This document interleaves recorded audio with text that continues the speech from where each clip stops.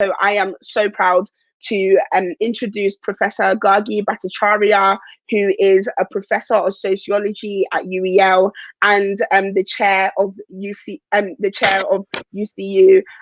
Professor, we are just so happy and honoured to have you here, and thank you so much for speaking. Please, the floor is yours. You have so many energizing words, I'm sure.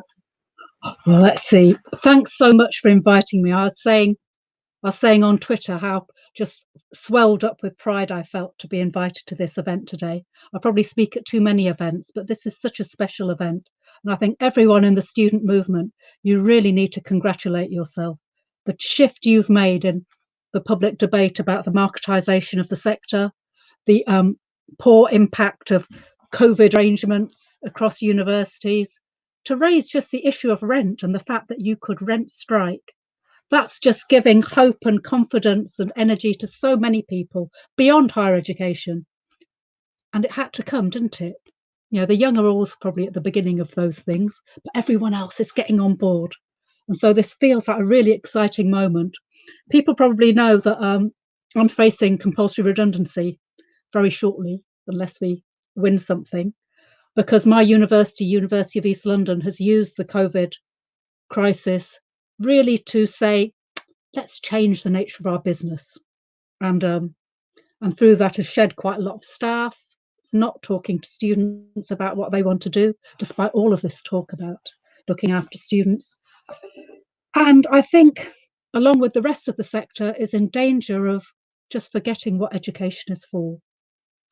As Diane Abbott was saying, and other speakers have said, education is really for those who participate in it to be your best selves. Yes, we want to work. Yes, we want to be accommodating to whatever new skills are needed, but we have to want to do it. You can't make someone do that. All of that sense that students have a journey of self-realization through education, that's marketisation cuts all of that out. It's what will get us some cash in here. If people are a bit reluctant to pay, how can we make them pay earlier so they're tied in?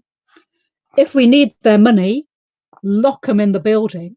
That's been transformative for the British public to see literally people imprisoned, as other speakers have said, tricked into coming, or not tricked, coerced into coming.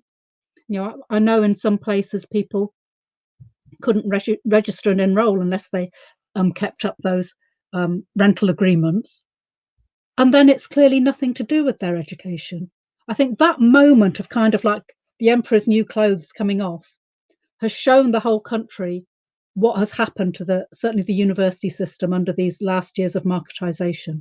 And I think that has to be an opportunity for all of us to say, well, does this country really want a higher education system?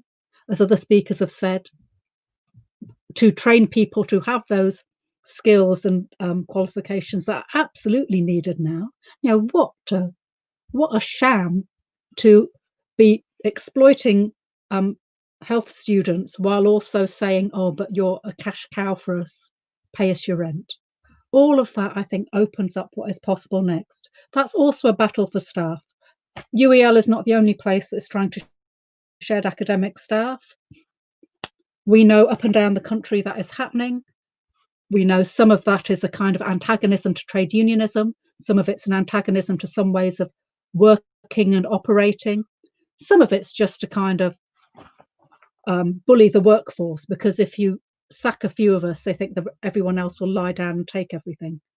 All of that becomes much less possible when students are mobilising, showing solidarity with staff, when staff are also supporting student actions.